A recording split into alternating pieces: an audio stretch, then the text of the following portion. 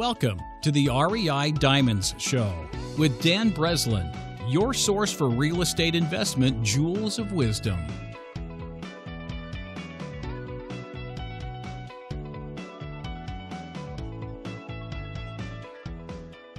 Welcome to the REI Diamond Show with Linda Liberatore on outsourcing most of your property management.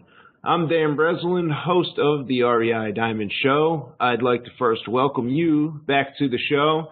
If this is your first time checking us out, or if you are a returning listener, I want you to understand that I value your time and attention and promise that on this and all of the REI Diamond Show episodes, you can expect nothing but great content from people making money in the real estate investment industry in today's market. I do no sales pitch, no webinars, and offer no coaching or mentoring programs. Today's guest is Linda Liberatore. Linda is the author of a new book, Daily Inspirations to Achieve Your Real Estate Investment Goal. Begin each morning focused on your real estate investment and management goals, and she is currently working on her second book with Unlocking Secrets to Be More Effective and Efficient with a Landlord Helper. Linda is also the owner and founder of Secure Pay One, a unique virtual property management assistant that helps real estate investors manage their properties across the U.S. Linda and I had recently met at we met several times at several real estate investor associations around the Chicagoland area, of which I and Linda both are very active in the networking scene here in Chicago, and I suggest that you be active in whichever market that you happen to be operating currently. Lastly, Linda is also the president of the Lake County Property Investors Association, and she is passionate about sharing her knowledge at REIA events, podcasts, conventions such as the annual National Mr. Landlord Convention. So bottom line is Linda has some great ideas. We talk about a variety of topics on this episode. Most importantly, Linda is one of our passionate REI Diamond Show listeners and fans, and I encourage you to grab a pen and paper because we have a ton of great content, and I hope you enjoy this episode. Welcome to the show, Linda. Hi, Dan. How are you? I am fantastic. How about yourself? Doing good. This is a pretty exciting episode for me, Linda. We were just talking about right before the call how you actually listen to the show and you enjoy the show, and then had this revelation that, I happen to be local, and then you applied to come on the show. Like I ask at the end of each episode, if there's any guests who have something they think will be valuable to share, you can go on to our site and, submit an application, and I'll check it out and have you come on the show. So I appreciate you doing that. It's cool that we're finally here. Yeah, I really do. I do feel honored because I really do enjoy the show. You do put out really valuable information, and since I work with investors, listening to shows like yours really help build the education. So, Linda, for anybody who's listening who doesn't know who Linda Liberatore is, could you give kind of a brief background and kind of who you are, what you're up to, and what business you're in today in the real estate industry? Sure. Dan, I worked with technology for a number of years, productivity tools, et cetera, and at the same time as I was helping out a couple private real estate investors build their portfolio. So along the line somewhere, we decided to get started with my own business and set up, hopefully, a marriage of those two, right? We have a great web-based application. Our initial focus was on just ACH payments, and to, define that, I'll call that to electronically withdraw from people's bank accounts. So we have a great tool for people that are in that type of market where we can pull money from the account. But other than that, it keeps a great organization, if you will, of the whole ledger that's involved when somebody's with a buy and hold property. So we've been doing that about 7 years, and we just love supporting the investors, real estate investors. Nice. And that company is? Secure Pay One. We're going to definitely talk a little more about that and some other things I have here on the agenda I definitely want to touch on. So let's do this. I am, for a lot of the people listening to the show, and you probably already know this since you're a listener, I am a high volume wholesaler, and I do fix and flip properties throughout the country in the 4 markets that I happen to be in. I live in Chicago here, not far from where you're at. And I do a lot of business in Philadelphia, Atlanta, Tampa, and Chicago, but I have a very minimal, almost non-existent rental portfolio, Linda. And I've had this revelation over the past couple weeks, or this this nudging, maybe an awareness that I'm not building something for the future. Like, I have to wake up and work hard. My team works hard to close all these deals, do all these renovations, and keep this machine moving, and it's producing good money, and it's a lot of opportunity for a lot of people. But, something inside of me saying, oh man, we got to get a handful of these rentals. We have to pick a couple of these rentals. I mean, there's definitely something to be said for cash flow. You see it all the time where people who've owned the properties for 25, 30 years, and they've paid down the mortgages, and they've enjoyed the cash flow increases in rent as inflation just makes the dollar less valuable and the rental dollar amounts increase. You look at the guy or the woman who has a property for 25 years of ownership. Wow, that person's a genius. Look at all the cash flow that they're collecting off of that. But I look at my own life, and I see that weakness in that I have not really pulled the trigger or diligently started to build a lot of that. And a lot of that for me, Linda, it's like I get into my own head, and I think, first of all, I think the market's somewhat pretty, tough to get a really fair deal on. And I think that a lot of the rents are going to be negatively impacted if the rates go up and the election kind of changes the landscape of things here in the next year. So part of me is waiting to see kind of what happens with that. And I know a lot of people in our country are doing the same.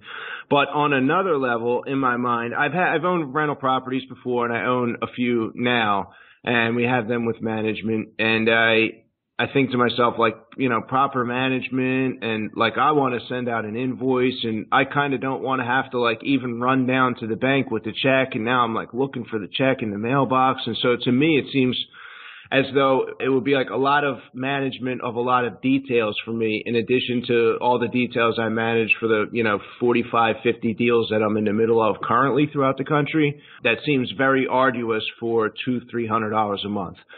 Did I mention a few things in there that you would have suggestions or coaching for me to make that easy, more palatable, more systemized, that I could go into the landlording business, me, real time, Dan Breslin now, without a huge level of aggravation, or at least a confidence in knowing that a lot of those details could be put on systems and put on autopilot without having to get involved with a management company, Linda? You sure did, Dan. You threw me a softball. Maybe read the bio a little bit about the company, but the truth is, really, you mentioned a lot of things. Let's start with, kind of the beginning is, I think it is, I really do, we didn't mention, I should have mentioned the book, but, I recently released a book because and you just touched on it, I think it's somewhat scary. It's funny because as much money is sifting through your hands when you're doing this wholesaling, and like you said, you're working hard and you're producing money,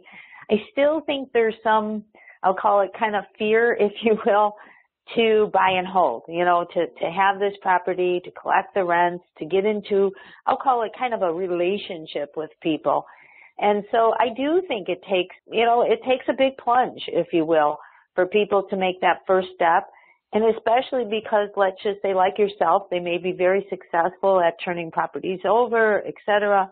But the thought of going about the daily grind and, I'll call it the chasing, that goes with it, the screening that's in there, the toilets, what's the expression, toilets, trash, right? There's just a lot. Yeah, right. There's a lot, tenants, toilets, and trash. So there becomes a whole different mindset of grasping on. So we do help people, because then there's that other mindset, if you could see my hands, they're up in the air, left and right. There's the do-it-yourselfer, let's say on the left hand, and on the right hand, there's somebody that says, maybe like you described, they've owned it 20 years, it's going right to the property manager, they're done, 10%, give it to them, I'm good to go, I don't want to see that property. But somewhere in between there are a lot of people that are out there making that plunge, trying to grow a portfolio, and quite frankly, the cash flow is not supporting giving away that 10%. while they're doing it, So they need help. So then they kind of, I'll say, self-examine, well, what do they do? Maybe they don't even have an office, right? Maybe they're working out of their home. Do they get I'll call it a college student or a part-time support in some way, because now they got to train them up. And then they need them specifically. It's not, unfortunately, kind of a 9 to 5 day, right? It's Saturday nights at 10 p.m. when all leaks happen. That's just according to some book. Every leak that happens in a tenant's home is going to be Saturday at 10. And you probably didn't pay that part-timer to work Saturday at 10. And then, of course, you have the cyclical nature of the rent itself, which builds up a heavy period, let's say, between the 28th and the 7th of the month. So it makes it difficult to find the right person to supplement that process if you couldn't do it yourself, Dan. And, of course, in a case like yours, you'd be a good example is, how much time and money does Dan put into collecting rent or taking that phone call?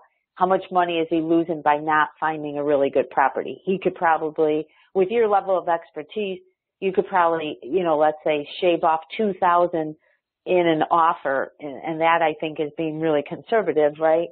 By really watching your numbers on that end, what are you going to gain by watching, let's say, the rent as closely as those other spreadsheets, Yeah, and that's a big part of it for me. It's a return on investment thing. How much time do I have to put in versus, $250, $300, $500 a month in cash flow. And I know there's people listening right now, and they're like, oh my God, if I could just have one property that gave me $500 in cash flow. And like, I don't know, I guess you just get so busy that you have to really start to watch out for that, the taxing on your time. That's kind of where I'm at. That's the challenge that I'm hiding my fear of getting started on behind.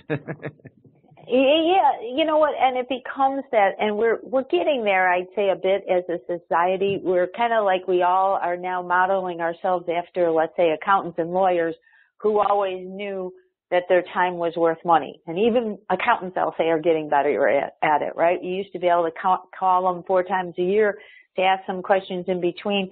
Now you're getting billed as consulting, right? Mm-hmm. So I think that as I'll say as a society, start to realize our time is so limited with more and more technology available 24/7, you got to say how much return am I getting to do this?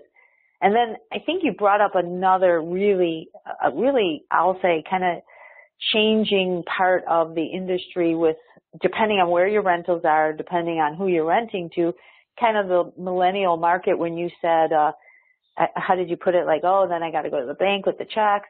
I mean, that's a common thing that we hear from people that come to us like, well, I let the checks sit in the drawer, because I can't be going there each day. Where our process, of course, because we're doing it for a multitude, we've got the scales, right? We have the scales in our favor because we're doing it for a multitude of people, but we do that every day. And that's a daily part of what we do is scan and deposit checks every single day. And what I would say is with the society that we're in, if you can think of anybody, I'll say 25 or less, they've probably never seen a check register. So the whole concept of right? So the whole concept of what really is my checkbook balance, like they're not, like if you're a little bit older like myself, I worked at a bank, so you understood the concept of even though the balance says I have 10,000, if I wrote a check for 9,000, then I really only have 1,000 I should go spend. Well, not everybody gets that concept, right? And they're out there paying those rent checks. And if you're leaving them sit in your drawer and you're not getting to the bank right away, chances are those funds aren't going to be there when you decide to go take it to the bank, So It's just the nature of, the whole check process. And you might be one of the last people they're even writing a check to. It's kind of coming from the technology world, I would say it was eye-opening to see that the rental property management market was still so heavily tied to checks, Yeah, and I know it probably sounds like real uppity or something, that like it's an aggravating thing, for the same person who heard me say the $500 a month cash flow. And I remember when I was in that position, it would have been so great to just, get any check coming in, let alone all of a sudden, like, can you imagine that getting a number of checks would become a burden? So like I said, it's like I'm doing 45 deals right now, and it's so many like tasks. So for me, I see the landlording, Linda, myself, and maybe this is like a problem. I think like it's not going to be like buy 1, 2 properties. I'd have to do it like 45, 50. That's like my personality, is to do everything with scale. And so I immediately think like, oh my gosh, just like you're talking about, there's no way, 40, 50 checks come in. How am I going to handle? I can't run them back and forth to the bank. It's like, it's an hour round trip to 15 minutes to the bank, stand there for 20 minutes, drop it in the account, and 15, 20 minutes to get the car parked back home. And it's just like unrealistic, Right. And of course, all those alternatives are great. We have the options now of, let's say the Chase Quick Pay, the ACH that I talked about where you could withdraw it from their account. But depending on where you're purchasing your building, there's certain markets, if you will, that are still money order society. Those are still, they're not banking people. They're not going to a bank, and they're going to go to their currency exchange and get you a money order, which is kind of, I'll call it even worse if that were to get lost and you have to stop it, or you didn't get to the bank right enough, So it's like we're seeing things transition, but to get that cash flow, one of the things that I think I've heard and certainly share with my investors is like yourself, Dan, I think you do have to target. Buying 1 or 2 isn't going to get you there, right? So you have to say, let's just say, when I retire, I'd like to have $20,000 a month from my rentals in 20 years. They've got to be paid off. So then you're going to figure out what those rents are, how many buildings, and, you're going to proactively be buying those. And then it becomes the bigger challenge, and we see this a lot, is so you think it's hard to go to the bank. Now think about it's really hard to keep control over that delinquency process when somebody doesn't pay, because in your world, and many people like yourself, it's so hard to even get to the bank. Now you're telling me, in addition to getting to the bank, I want you to come back and check off and mark down everybody that does pay so that you can find that little 20% pocket. They're counting on you not finding them right away that didn't pay. And so now you've got to issue a legal notice, so we help with all kinds of stuff like that, because that's like, I'll call it the last thing Dan Breslin's going to be like, what? Now I got to give him a what? It definitely, and they're out there, that 20%, and you just can't let them, they can wreck your cash flow, if all of a sudden you're not getting payments on a property. You just identified and we articulated the huge problem there. So let's paint a picture for me if I were to come to Secure Pay, and as opposed to like a management company, and how can we set up systems right from the very beginning where I'm not figuring out, I don't have I'm like a notebook guy. I'm sitting here with my notepad and my pen, and I have like 5 or 10 of them, like kind of within arm's reach, with like notes scribbled everywhere and Post-it notes on the screen of the computer. So I'm like definitely a pen and pad guy, and I'd probably have a notebook with like tenant names or properties and like checking off like some of the people who mentored me in the business. That was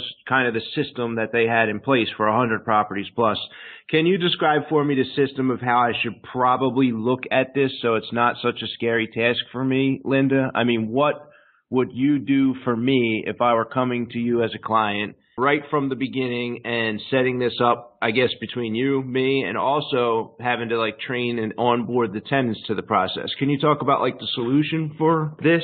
Sure. So one of the things we do when we onboard a new client, and again, this would really vary, so that's a pretty loaded question, but let's just say the average person, right? Assuming they have all their leases, hopefully, somewhere in a file cabinet somewhere, we could either meet with them and physically help them get those all scanned, or if they're one step after that, they do have them scanned, they do have PDFs of each lease, then we just need those PDFs to get started. So what we would do is take that information, take what I'll call the fundamental numbers from that lease, like when did the lease start, when does it end, what's the rent amount, and of course, we'd love to know that you have their contact information. And I'm seeing some of the more savvy landlords starting to put that right on the lease, especially in Chicago. So they're posting their phone numbers, their emails right on that initial lease. But otherwise, we suggest like an information sheet that gets filled out, because once again, it's eye-opening to me to see how many people don't ask for that. Like, you're giving them your house. You got to have their phone number, their email, their cousin's phone number, because the day they don't pay, I need all that, you know. So we want to ask all that. We want to have a good emergency sheet where it lists a couple relatives and friends. And they're good for both reasons, for an emergency and for non-payment. So anyway, once we get all those vitals, we're entering it into a web-based application. So I don't know if you could picture any software that you're using now where you're entering in information. We're going to get that all entered for you. Then it can be exported in the form of a, spreadsheet, or you could just log in and look at it, Dan. And ultimately, you're going to try to just look at your bank account, right? You're just going to hope that I'm getting all that cash, and all you have to do is open your bank account. But if you want to see what's going on, you'd be able to log into our system and see. So we also would issue a welcome letter to the tenants, letting them know that, Secure Pay One is assisting Dan with his property. So all questions, all calls, no matter what the form of communication be, whether it be a payment, a maintenance, whatever, this is now their central location. And we offer that, 24/7 so that they can always call in. And that's just really, I'll call it the world we live in. So maybe at one time that was an option, but people like yourself and myself, when I call whoever, I need an answer. I generally am calling because I want an answer as quick as possible, So once it's all onboarded, that's the process. We've got them in the system. And of course, once, as you can picture, I know you said you're a notebook guy, but ultimately I know you're up to spreadsheets, I'm sure, to analyze properties. So at that point, whenever you have to look for the void or the null value, meaning that somebody didn't pay, so here we are. Well, we do send out, I should mention that, depending on the community, we send out a physical invoice with a postage paid returned envelope. And I mentioned that for your, again, non-bankable communities, it really psychologically, it helps with that whole process. We do it in color. We have color-coded envelopes, color-coded returned envelopes. So it does stand out with the other bills. We want that bill to become priority. The reality is that's their shelter. You know how your bank feels if you don't make a payment.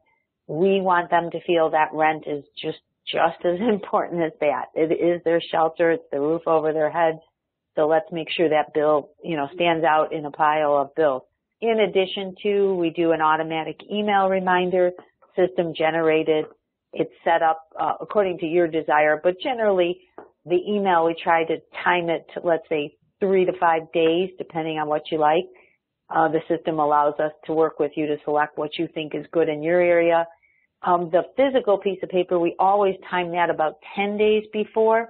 We don't want it there too early that it gets lost.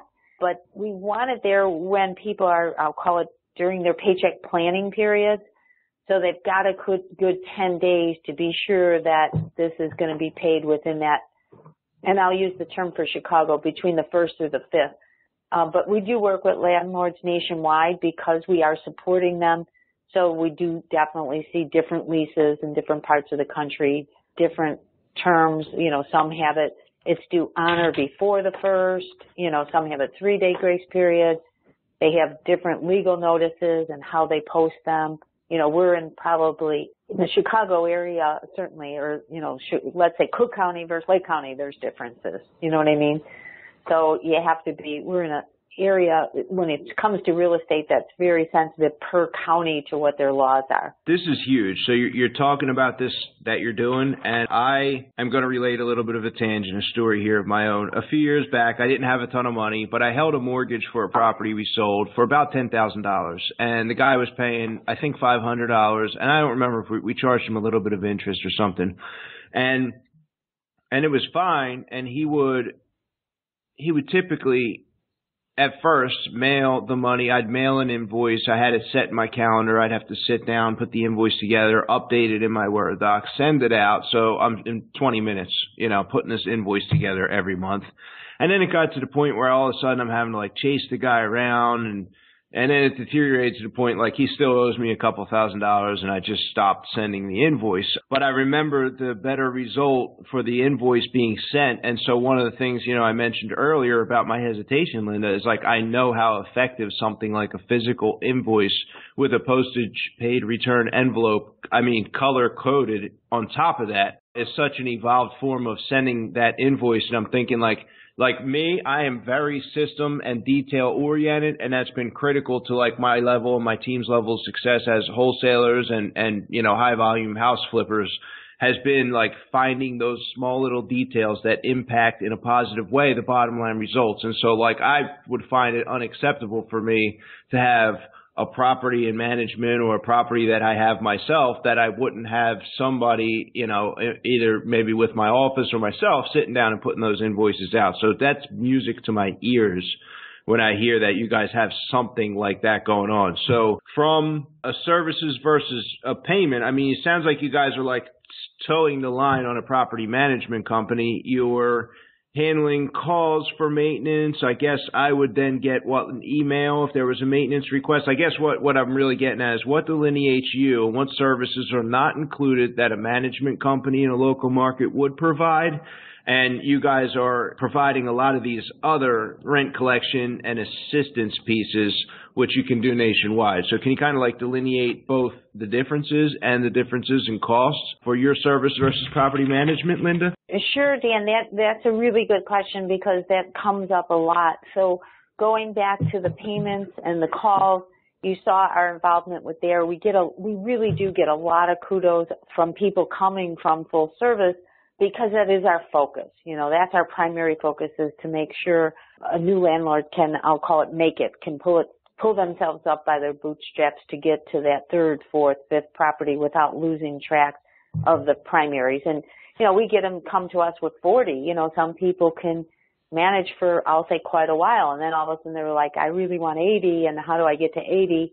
And they need some help, So when it comes to the maintenance, I would just say we are different than a management company. And again, not for everybody. I'll say not for everybody.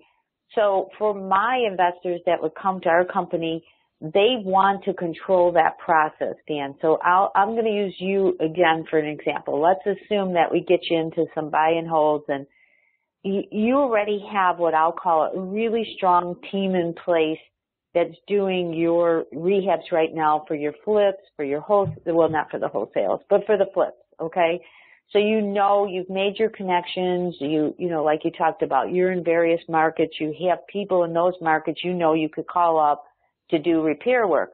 So now you're hoping anyway that the buildings you're buying aren't going to be, a great deal of maintenance, but you have some connections and these guys are willing to work for you at a price that you negotiated with them.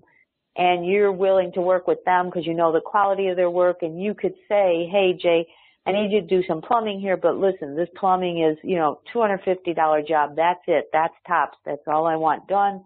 It's a rental. I'm not looking to, go beyond that. I want it functioning. I want a functioning whatever the system is, right? So we don't get involved in that payment. So when you came on with us, what I didn't describe on the onboarding is you would have given us at that time, and slowly you probably trickle it in as well, but you give us a list of what I'll call your approved vendors. So you gave me this list of approved vendors and who to call and what order to call them. So our relationship with our clients kind of develops, I'll say, over time. So at the very beginning, I might write to you and say, Dan, is it Jay? Do I go to Jay for this, or do I go to so-and-so? And after a while, you'll be like, Linda, don't write to us anymore. You know to go to Jay. That's my first stop. He's my go-to guy. If he can't do it, let me know. Either way, I'd probably send you an email to let you know what was happening, because obviously that's going to be an invoice for you, ultimately. So there is, I'll call it a big separation. So two things that I'll say our clients would choose us. One is because they control that vendor list. Two, there's no markup on that. So a property management company, I'll say rightfully so, charges a markup on that because you're using, I'll call it their guys. So you're using their resources. They're arranging that relationship and whatever, let's just say they've negotiated a contract for plumbers. They feel like they get a good rate with this plumber because they use him locally for all their work. Well, so they may add a little bit to that. So in our case, you're saving that, you're saving any markup, and you're keeping your established relationships. Now, do they come to us sometimes? And those relationships, as you know, if we look back in your book, it's changed over the last 10 years, who you use for different things. Relationships change especially in the contractor field. Sometimes, my clients would say sometimes they get a little too fat is the term they use, and now all of a sudden they're hiking my rates, and then they'll start the cycle over again, and they'll take a small contractor that's hungry for work, and they'll start that cycle over because that small guy is just thrilled to have that break, right? And now they took on a guy like you that's buying 20, 40 properties, and they're going, this is great. And then all of a sudden that cycles, so it takes a few years, but generally they do cycle through them, and then they'll start over. But, all the time we're doing, in that case, I would say I would describe our role as more of a dispatch and document role. So we're taking in the communication from the tenant, we're dispatching this information to your vendor, and we do it all in writing. Majority, when I say writing, would be text, So we're doing it all via text, email, whatever their process is. There's actually even maintenance apps out there but that's generally used by a bigger client. But you're documenting it all. Just, I know it sounds silly, but little things like you described the process before. I just ensure that they're going to 155, not 175, 185. There's a lot of money to be lost on not communicating the right information, as you probably know that anyway, just even through the fix and flips, right? You can't have the guy at the wrong job doing the wrong thing. So you want it all in writing. Yeah, you want it all in writing, right? And then we, once it's completed, either way, you were aware of the fact that it was all happening. So therein again lies our difference. You're going to pay that bill directly. You're going to pay it in whatever terms you and him or her, set up. And so we're not getting involved in that either, other than if that contractor calls me looking for the money. And then I go, hey, that's between you and Dan, And then lastly, we're not leasing agents. I think I said that a little earlier. So because we're working with all parts of the country, obviously it can't go show your home. So they generally, the clients that come to us, like we have one lady that's a perfect example. She's in California. She has always, for the last 10 years, invested in the Atlanta, Georgia market. So she has a really strong relationship there with a couple realtors actually, and of course has cycled through a few contractors. She has an ideal contractor right now. So if you picture, three legs to the stool, we've got the real estate agent that's always getting the new leases in there. We have her contractor guy that's on the ground. He's kind of a GC when she's buying properties, and he also will do some repair work for her. And if he doesn't do it, he'll get somebody to do it for her.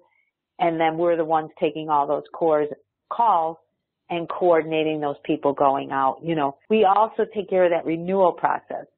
So when I picture those three legs again, so we're on top of the fact our system is going to remind actually the investor as well as us every Monday. An email goes out to let them know in that system generated which properties are coming up for renewal, within the next 70 days, because that's another thing we really see by the small investors. In most parts of the country, if you don't renew an annual lease, it goes month to month. But as you know, certain areas of the country, most areas, but certainly these cold weather areas like the Chicago area here, you don't want a place that's up for rent December 1st because first off, there's just not a lot of pool of good tenants. So you know how much you could buy a house for, let's say, on July 1st versus December 1st. You're looking to buy it at the lowest price. Well, it's just, flip that scenario, right? In the case of tenants, you want to rent at the highest price, so you want to make sure your leases are expiring. So if a landlord lets that, I'll say, run away from him because he gets busy, now all of a sudden they're on month to month, well, they have no obligation to stay because it's December, and you could end up 2-3 months without an occupant, which of course is going to kill that whole cash flow model. The system, as well as ourselves, we stay on top of that. We try to get them to renew right away. We try to make sure we're on top of the increases with your guidance. So I'm never going to decide how much of an increase you want them to get, but that email is going to ask you, hey, let us know, Dan, how much of an increase you think these should be. And then we've got a nice little email that goes out with like a DocuSign renewal, either an addendum or a new lease, and we get them leased back up again for another year. That way you always stay at the optimal time of year to be renewing, whatever that is in your market. Nice. So what's the cost structure for your method here as opposed to 10% for property management? We do a flat fee. We're $50 a unit a month.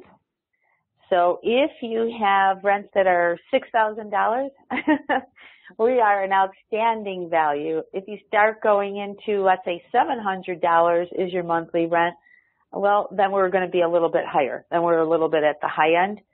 So ideally, if your rents are I'll call it kind of an average market right now in a lot of regions, seems to be $1,000. You could safely say $1,000 to $1,500 is not a high priced rent. It's a moderate rent right now. Then we're still a really good bargain, because if you compare us at the percent, and wait, let me scratch that word bargain. We're a really good value. How's that? I don't really want to be a bargain, but I want to be a much better value. So if you take us at the 1,500, or the 1,000, let's say for easy math, then we're at 5%, right? As opposed to paying 10%. And the biggest selling feature, more than the cost, is you remain in control. You're telling us, and then, we have the opposite end of it, Dan. There's people that come to us where they've had relationships for, let's just say, 5 years with a tenant. And all of a sudden they truly write in and they say, I can't pay. Well, our first line is, oh no, you got to pay. That's the lease contract. But at the same time, I'm writing to Dan and I'm saying, hey, Miss Smith said she can't pay this month. And he knows her reputation and he says, oh, no, it's okay. Stay on it. Watch it for me. But she's not a problem. She's never been a problem. Just keep an eye on it. So we understand our goal is not to put rules and regulations in so that your buildings are so regulated that there's no occupants. Nobody wants to live there, right? So we walk a really fine line. We want your buildings full. We want them following the rules, but, we want to make sure that, it's no good to have a really good building with no occupants, right? You got that right. So I think the last question I have here written down was who handles the eviction process, notifications, et cetera, on units? Okay, so that, again, is kind of a teamwork thing. So we prepare all those documents, for all of our different landlords, but depending on the part of the country, I'll just say safest route is to actually have those delivered. So depending on who I'm working with, like that scenario I just described, that contractor has a guy and those all go to him via email. They're printed and then delivered. Then they, in some cases notarize them and send them back to us.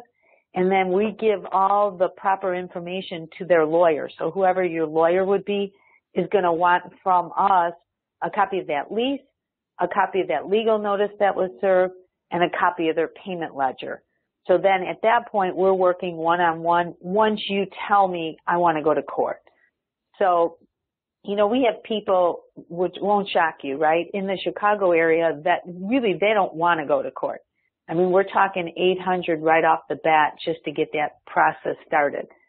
So I'm not going to make that decision for them. I'm going to do all the right legal steps. So I'll call it they're court ready, right? So they're ready to go to court if they decide to pull that trigger. But, they have the final say on that. I am not going to just send everybody to court on them. So I'm going to have everything ready. We also work with like process servers if they don't have somebody.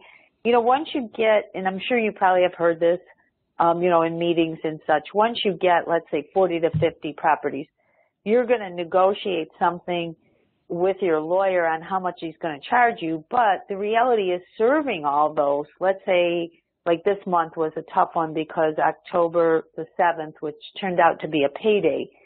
So in the case of a payday on the 7th, we're supposed to have that money by the 5th. So I can get you all those 5 days on the 6th, but most landlords aren't going to want to pay even their maintenance guy, who might do it for $10, to go and hand out, $150. You'd say, well, that's not much. Well, it adds up if you're going to do it every month, depending on how things fall. So they may ask us to slow down that process a little bit, not too much. It's a really delicate balance to know just when to make sure you give those out.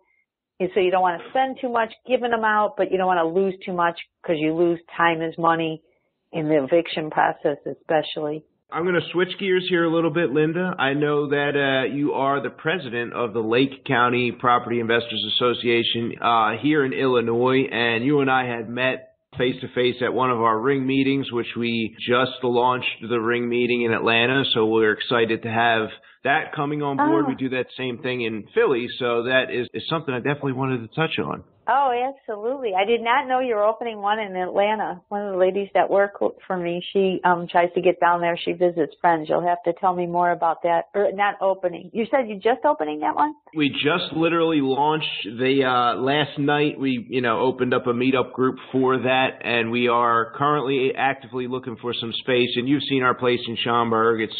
We really set a high standard for our meeting spaces, and so that has proved to be a challenge when we came to Chicago and started that ring meeting. In Philadelphia, we were just completely spoiled from day one. We started at a venue with like 3 or 4 private rooms, just like Westwood in Schaumburg there. But yeah, the point I wanted to bring up was I personally have met and made many connections, contractors, private lender relationships, buyers for properties that I'm bringing to the table, wholesalers who are now members of my organization who walked on before they ever did a deal and showed up at these RIA meetings. And so, what's been your experience with like the level of opportunity that maybe you've seen, experienced yourself, or even witnessed with people who have come out to these, the investors associations, the RIAs, Linda? Oh my gosh, Dan, I'm with you. You cannot establish stronger relationships than those RIAs, especially for so many reasons, like somebody coming, let's say, from a different market. Let's use yourself as an example. You get to the Chicago area, street by street, neighborhood by neighborhood. I don't care which town, city it is.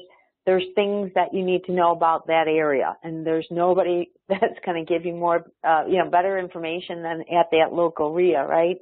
In addition to the speakers, the relationships, it's just so much.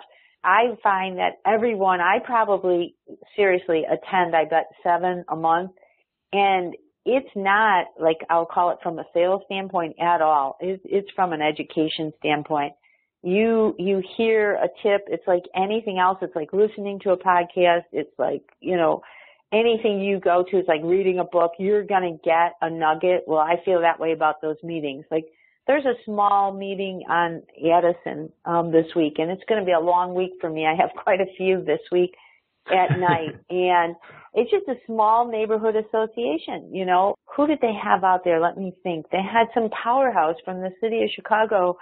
I think it was one of their sergeants that runs all their neighborhood watch programs in relationship to the tenants and stuff. Do you think he's a valuable connection for me, Dan? Do you think that if I'm having any trouble with a building, that going to a guy like William is going to help me?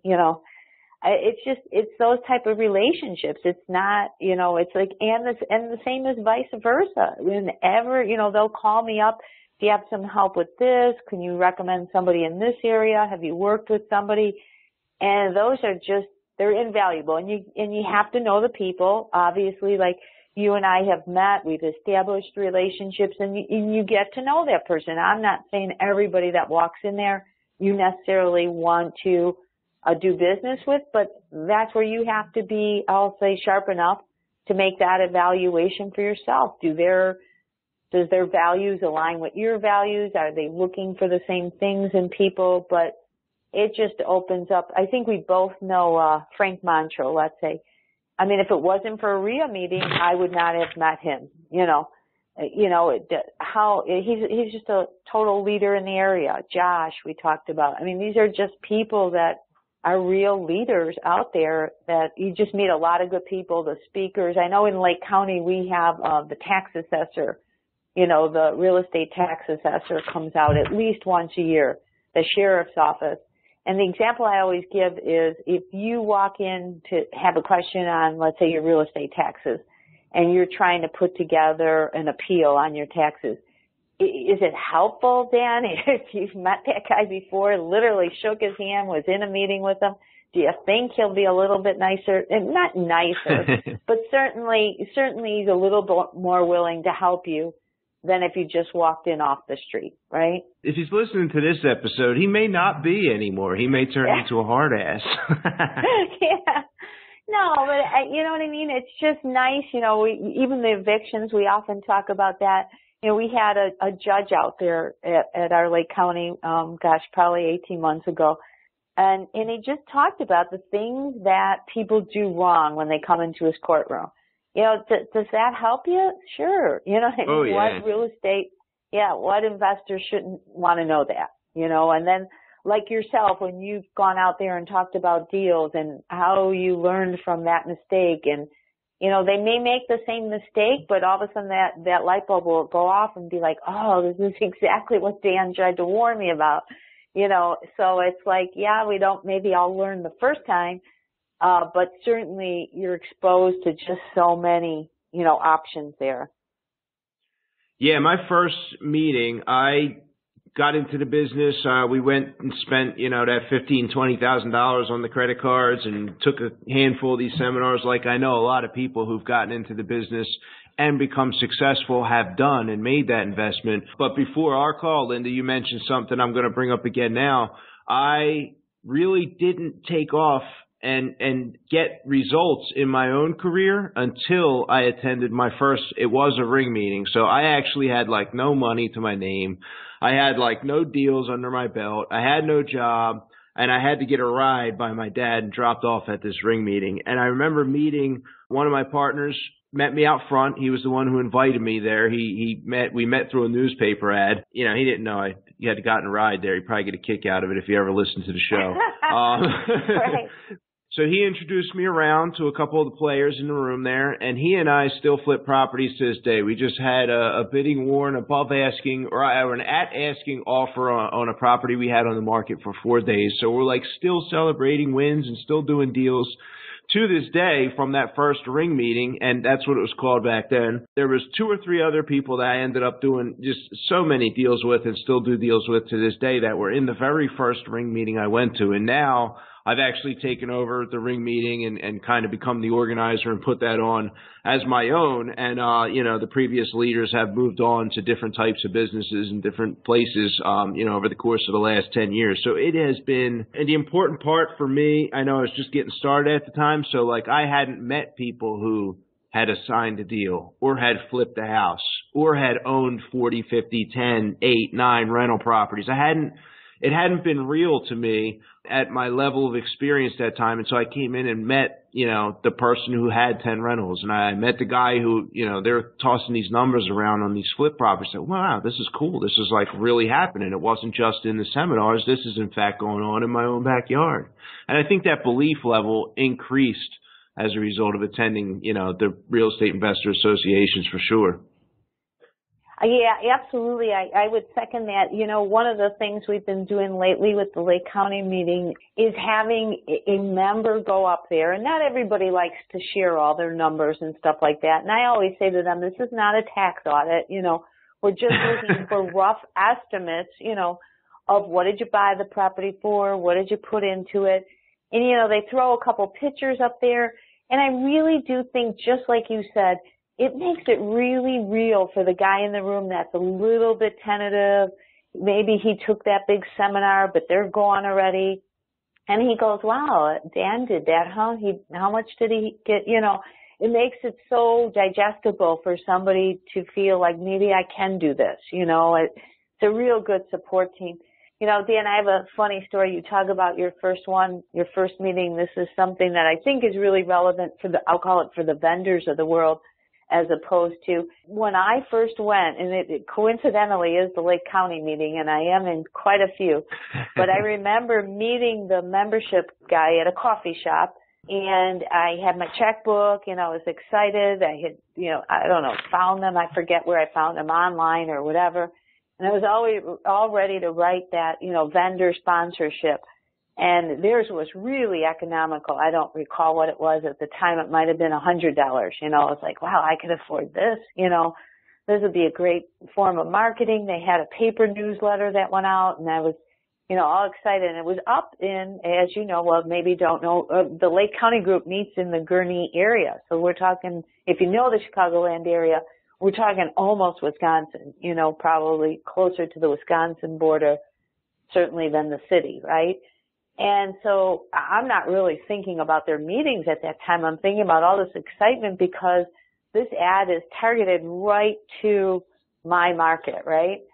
And he looks at me and he calls himself the curmudgeon, so I can say that.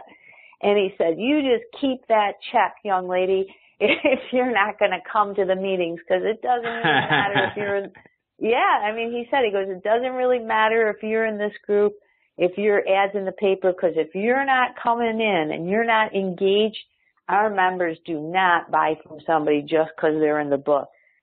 And wow, what powerful words those ended up being, right? Needless to say, I was like, well, I was insulted. I was like, of course you're going to take this check and I'm going to come to the meetings, And that was a, pretty far ride for me. It's probably a good hour and depends on traffic. It could be more, which is no different, I guess, than going downtown, right? There's certain times to try to get down our major expressways is certainly a bottleneck.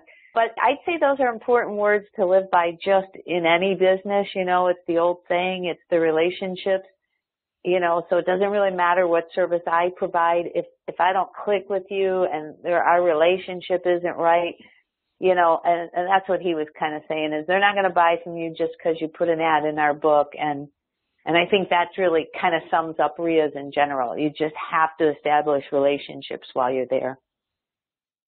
Great point. And what I will do for the listeners is I'll include some links in the show notes on this episode to the Lake County Investor Association and also the ring meetings in the various markets to make it easy. If you'd like to check out the calendar, the dates, times, and check us out, we definitely welcome you to join us there.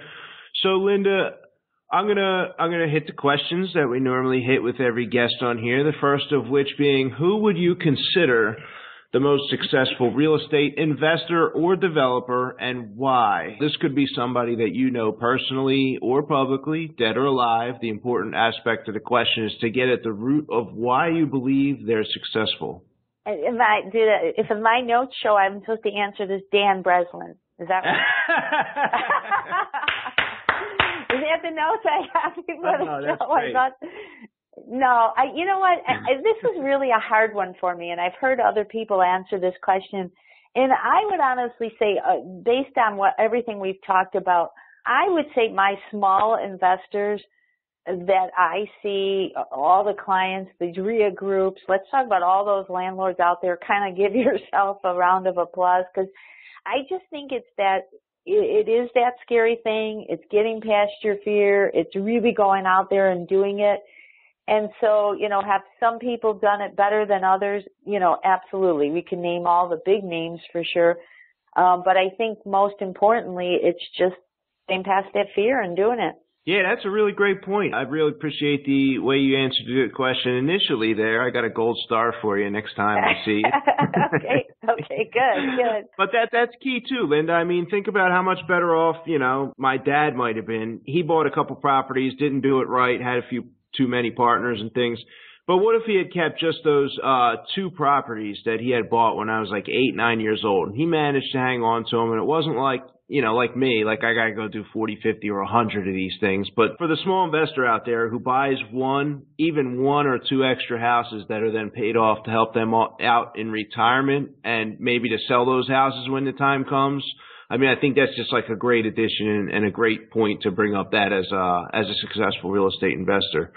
So, Linda, do you have 2 or 3 life-changing real estate, business books, mindset, or success books that you might like to share with the listeners? I'm going to share a few, but Dan, I'm going to say, I think you summed it up before when you said something like, if I bought a house, I'd buy 40 houses. Well, that's kind of how I read. So I have so many books here, so I actually took a second to look up to make sure I gave you some of the titles. I know. The Millionaire Real Estate Investor, I really like that one. That's a Gary Keller. A couple of these. The Shift, that was one that I was reading actually when I started the business. I thought that was a good one. And I think it's going to be, it's always appropriate, but as I'll call it age and technology, they're telling us that, over the next 10 years, don't get comfortable with technology. You got to be comfortable with being uncomfortable. I think that's true of real estate. I think that's true of technology. The market's never just going to stay flat. So you have to be ready to shift. I also love that 10X by Grant Cardone. I just think it's so motivating. I really do. I know he's a polarizing figure, but I like him. He offers a lot of energy, and I like it. Nice.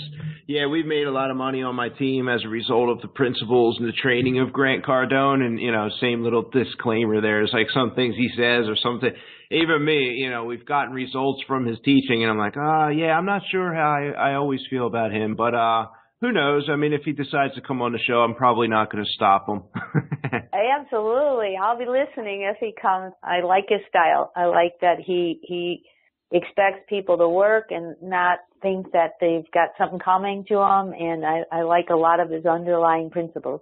Cool. So, Linda, if you could share the crown jewel of wisdom with your 18-year-old self, what would that be? Another hard one. This is a hard one. I like this one, though. I think that part of I have to go back, right? This is kind of you have to tell your problems, right? I think one of the things I probably should have done was be a little bit more confident, and that means, I guess, facing the fears. And just this morning, actually, literally, I couldn't have planned this. Somebody quoted from the Good Witch in The Wizard of Oz, where she said, you've had it in you all along. It's not necessarily the greatness. It could be the goodness. And I think that's what people don't seem to, you got to get past that fear. So that's what I tell my 18-year-old self and my children, like, you've got it in you. You've got the goodness. Go out there and do it. Nice. Well said. So if anybody's listening, Linda, and they want some more information about you, the company, do you have any information you'd like to share? Sure. I think the email might be the easiest. I'll start with the email. So it would be Linda, Linda, and then the letter L. And that's the one that's most often forgotten. So it's 6 letters there. Linda L at SecurePay1, and that's all spelled out. SecurePayone.com. Right. They could go to the website, of course, but mostly they could just send an email. Anything we could do to help, that's what we're here for. We'd be happy to help, whether they needed our services or not. Go ahead and share the URL. I'll also include that in the show notes for SecurePay. Sure. It will be, again, all spelled out, SecurePay1.com. Cool. And that 1 is spelled out. That's always the trick. Not the number. Right, exactly. Linda, I had a blast. I really appreciate you coming on the show. I was looking forward to this episode, and I'm looking forward to seeing you again real soon. Sure. I feel so fortunate, Dan. I thank you again. I'm honored to be able to come on such a high-quality show. It really is. You keep a good standard on your show. Nice. Thanks a lot, Linda. Thank you. And thank you for listening to this episode of the REI Diamond Show. Hey, have you noticed that you no longer receive the weekly episode updates via email any longer? In order to cut down on the number of emails I'm sending to my buyers to make room in the email schedule for all the deals that we send, I've decided that I am now only going to email certain episodes to certain markets, usually if I have a guest from that particular market. So you may go weeks or even months without seeing an REI Diamond Show episode unless you've signed up at www.reidiamonds.com. So yes, I am still doing a weekly episode, and you can still receive those notifications by either signing up at that website or subscribing through a podcasting app such as iTunes, Google Play, or Stitcher. Are you currently looking for super cheap and super profitable deals on real estate in one of our 4 major U.S. markets? I'm currently operating and providing deals in the Philadelphia, Chicagoland, Atlanta, and the Tampa Bay region in Florida. You can always check out my available deals by going to reidiamonds.com and clicking on the available deals link at the top of the page. If you have a deal for sale and you would like me to consider that deal that you are selling, or are looking for some help with maybe a seller lead that you have in one of those particular markets where we operate, you may also submit deals and or leads on properties at that site as well by clicking on the Submit Deals link at the top of the page at www.reidiamonds.com.